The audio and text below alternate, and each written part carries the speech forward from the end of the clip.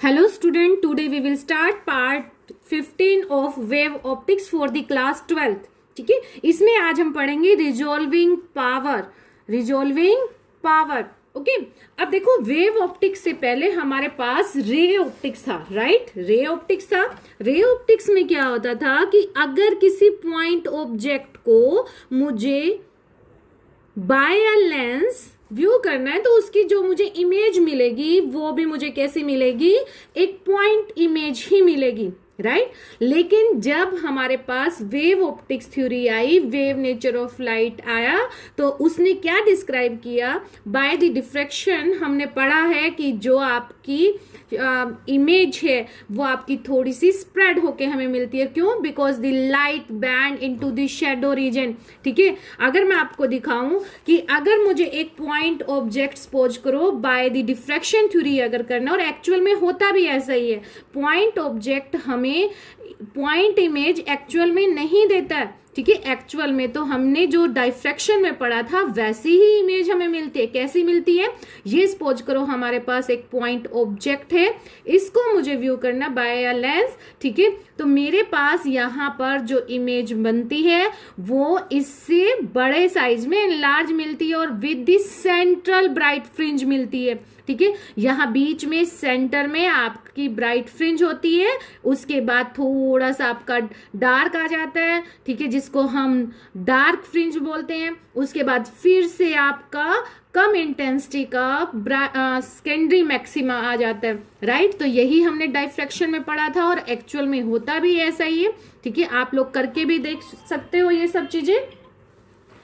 Okay, तो अब बात ये उठती है कि अगर मैं इस ऑब्जेक्ट के पास एक बहुत ही कम डिस्टेंस पर दूसरा ऑब्जेक्ट रख दूं तो इनका इसका मतलब central maxima, minima, secondary maxima ये आपस में क्या हो जाएंगे, ओवरलैप हो जाएंगे. और जब ये आपस में ओवरलैप हो जाएंगे तो हमारे पास जो यहाँ पर इमेज बनेगी उन्हें हम सेपरेट नहीं कर पाएंगे. समझ में आई?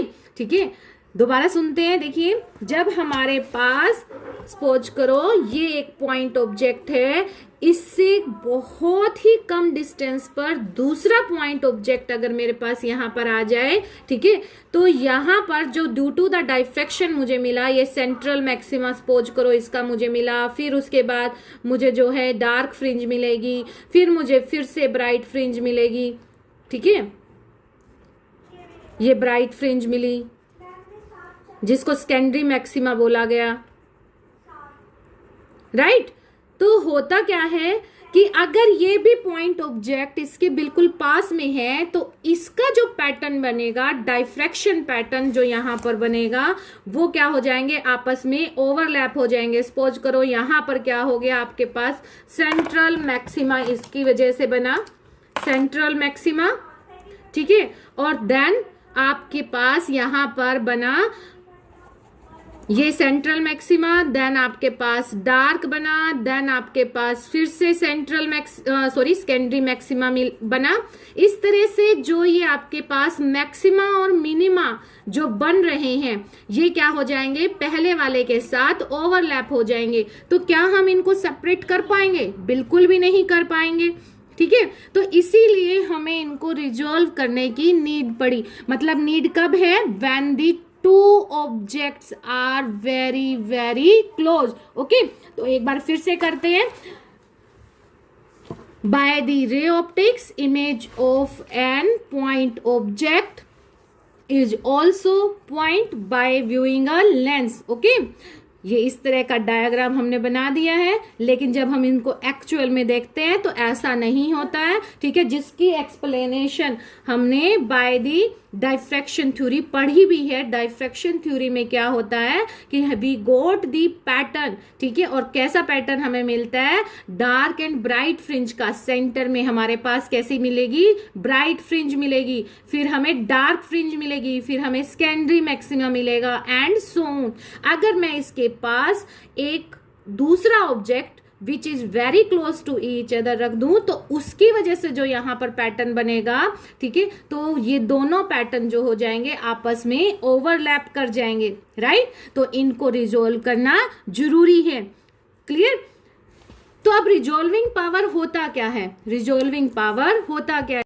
रिजॉल्विंग पावर किसी ऑप्टिकल इंस्ट्रूमेंट की एबिलिटी होती है जिससे कि वो दो इमेजेस को सेपरेट कर सके। और ये इमेज किन ऑब्जेक्ट्स की हैं? जिन ऑब्जेक्ट्स के बीच में सेपरेशन जो है वो काफी स्मॉल है, ठीक है। लाइक जो हमने ये पहले डायग्राम बनाया था इस तरह से, जिनकी अगर हम वैसे ले विदाउट एनी ऑप्टिकल इंस्ट्रूमेंट अगर हम लोग बात करें तो हमें उनसे जो इमेज मिलती है वो आपस में ओवरलैप करती हुई दिखती है, जिसकी वजह से हमें ये लगता है कि दो ऑब्जेक्ट नहीं है, एक ही ऑब्जेक्ट है। देखो यहाँ पर जो ये इमेज है ये आपस में ओवरलैप हो गई, तो ऑब्जर्वर को क्या लगेगा कि ये जो इमेज है वो किसी सिंगल ऑब्जेक्ट्स की है। तो इनको सेपरेट करने के लिए हम लोग ऑप्टिकल इंस्ट्रूमेंट का यूज करते हैं, और हर इंस्ट्रूमेंट की अपनी एक लिमिट होती है जिससे कि वो इनको रिजॉल्व कर सकता है, राइट। तो resolving power of an optical instrument is the power ability of an instrument to resolve or separate the image of the two objects which are very close to each other, जो आपस में बहुत ज्यादा close हैं, ठीक है। अब सबकी अलग अलग अपनी ऑन लिमिट होती है, सो इसके लिए when two objects are very close to each other, every optical instrument has its own limit up to which it can produce distinctly separate image of these। ऐसा नहीं है कि एक इंस्ट्रूमेंट ने उनको 5 मीटर आपस में सेपरेट दिखा दिया तो दूसरा भी उनको 5 मीटर ही दिखाएगा।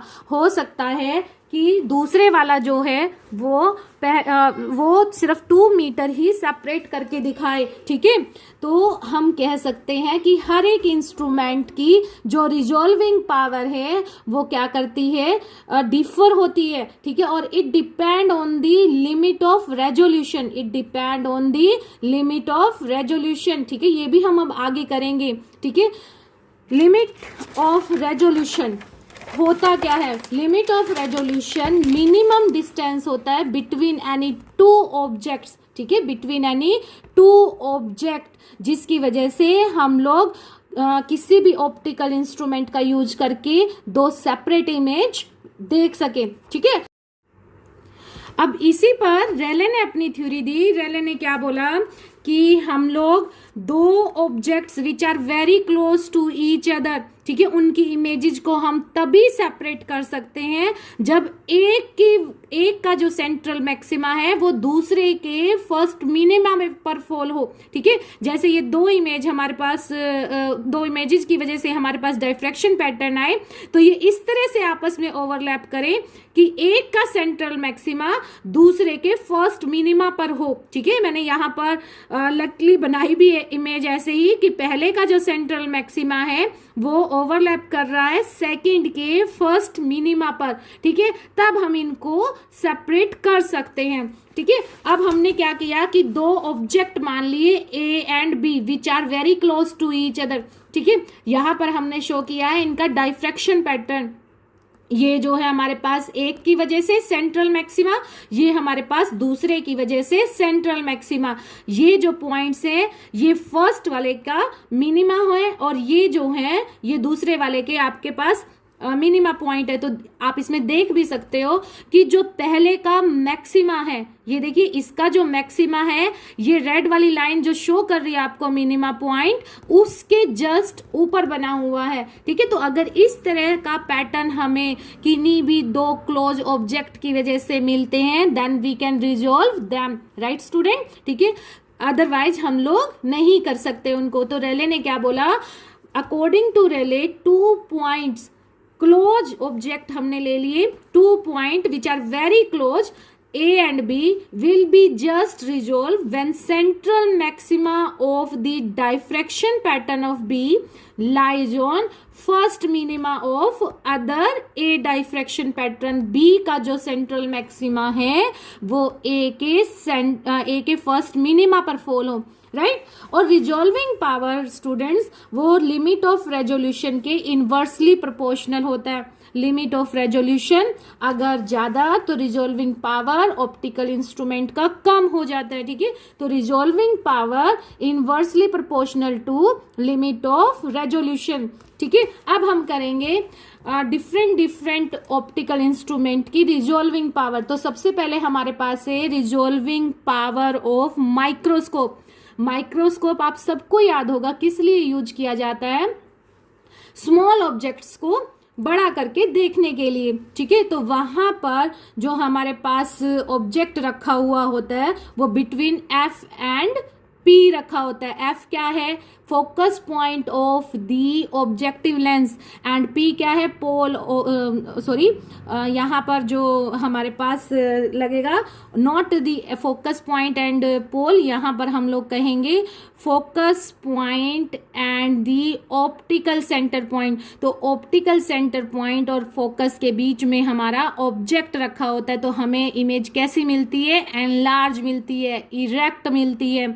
ये सब हमने रे ऑप्टिक्स में माइक्रोस्कोप में पढ़ा हुआ है। अब अगर हमारे पास दो ऑब्जेक्ट्स हैं जो कि बहुत आपस में स्मॉल है, तो हम उनको माइक्रोस्कोप की हेल्प से कैसे रिजॉल्व कर सकते हैं, ठीक है। माइक्रोस्कोप की हेल्प से हम उनको कैसे रिजॉल्व कर सकते हैं, तो ये हम अब करेंगे, ठीक है।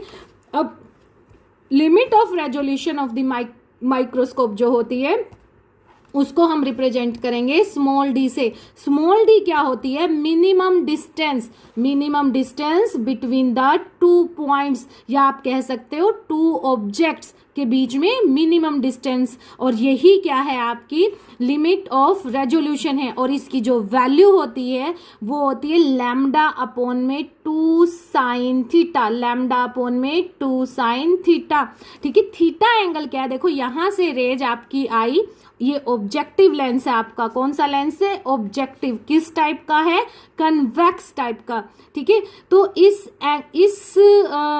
जो ये कोन बन रहा है आपका, इस कोन का half angle is the theta, या आप कह सकते हो light ray coming from the object makes an angle theta with the principal axis of the convex lens, ठीक है।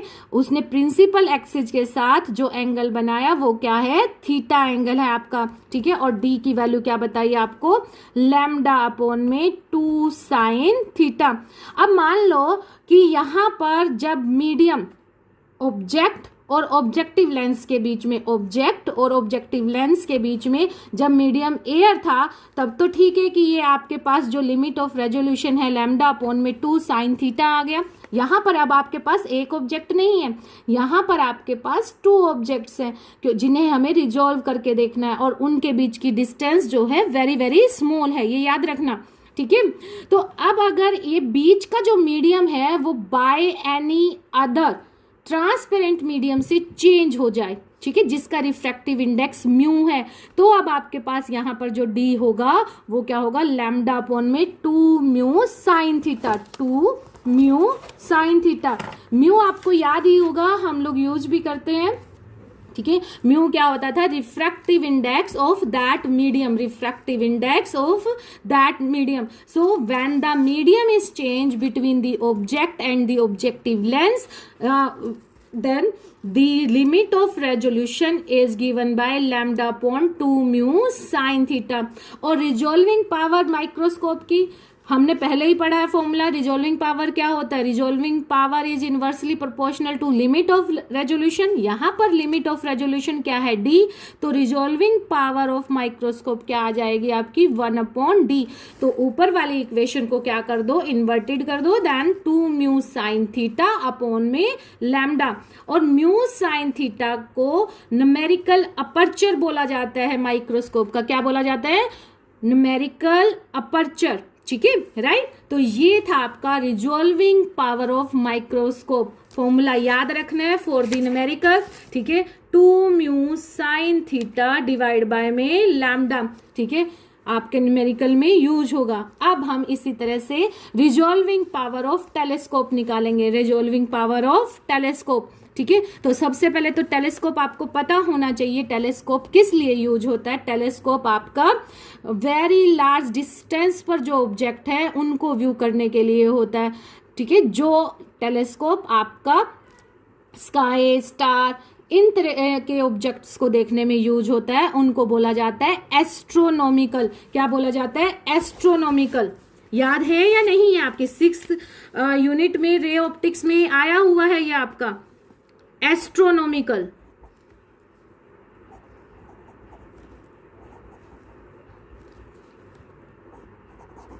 टेलीस्कोप किसको देखने के लिए काम आता है? ये स्काई ऑब्जेक्ट,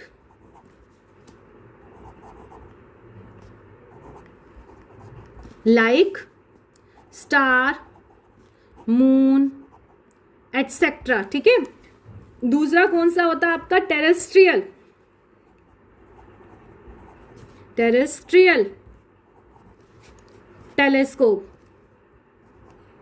ये कहां काम आता है? जो अर्थ पर ही वेरी लार्ज डिस्टेंस पर ऑब्जेक्ट है उनको देखने के लिए काम आता है, ठीक है। तो 2 टाइप्स के होते हैं आपका एस्ट्रोनॉमिकल टेलीस्कोप। ये जैसे अगर आपको objects on earth which are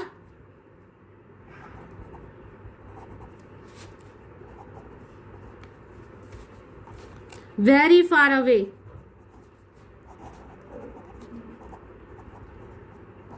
ठीक है। तो इसका मतलब जब आपका ऑब्जेक्टिव लेंस ऑफ टेलीस्कोप पर लाइट आएगी तो वो कहां से आ रही होगी आपकी? वो इन्फिनिटी से आ रही होगी, इन्फिनिटी से। ये क्या है आपका? Objective lens. क्या है आपका? ये ऑब्जेक्टिव लेंस ऑफ टेलीस्कोप, ठीक है।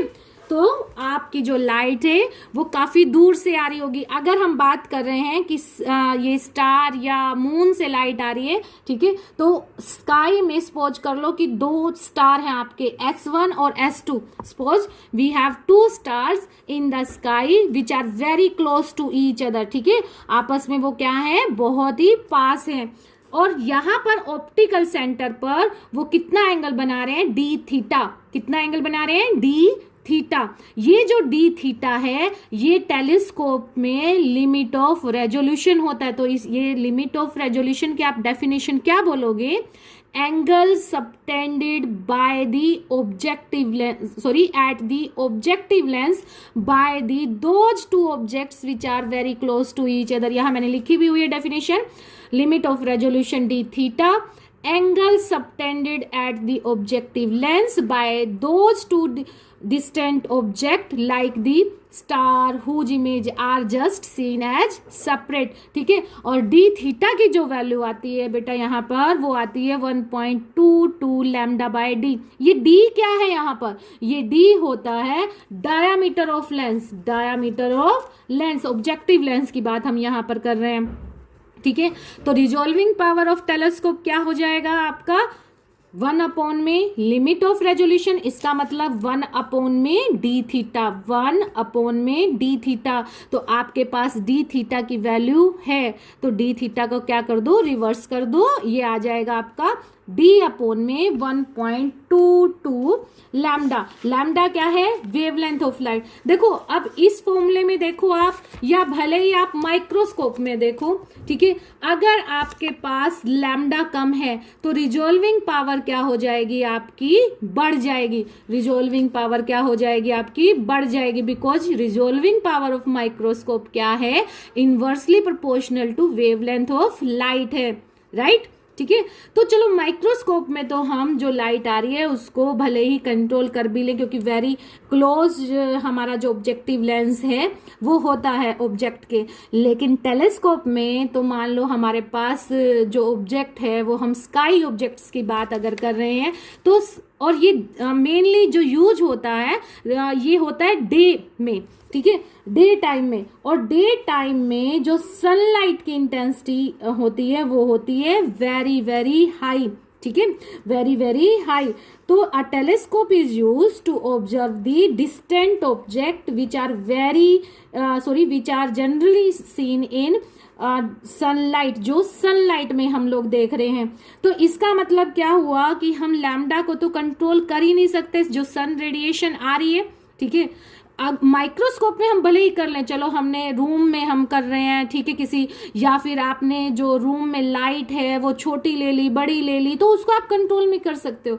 लेकिन टेलीस्कोप के केस में आप वेवलेंथ ऑफ सनलाइट को कंट्रोल नहीं कर सकते, वो जितनी आ रही है वो उतनी ही आ रही है। तो इसके लिए आपको क्या करना पड़ेगा, डायामीटर ऑफ टेलीस्कोप वो क्या कर दो, इंक्रीज कर दो। अगर डायामीटर ऑफ टेलीस्कोप इंक्रीज हो गया तो रिजोल्विंग पावर ऑफ टेलीस्कोप भी क्या हो जाएगी, इंक्रीज हो जाएगी। तो डी इंक्रीज, तो यहां से रिजोल्विंग पावर टेलीस्कोप की भी इंक्रीज।